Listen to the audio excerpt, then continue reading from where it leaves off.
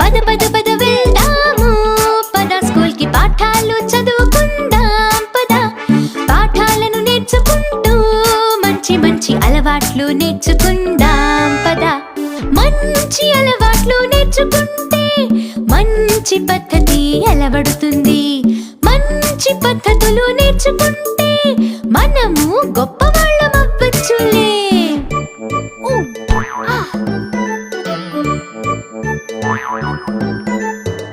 గొప్పవాళ్ళమయ్యామంటే మనము దేశాన్ని కాపాడచ్చు భారతీయ బిడ్డలం మనం ఎప్పుడు దేశానికి పేరు తెస్తాం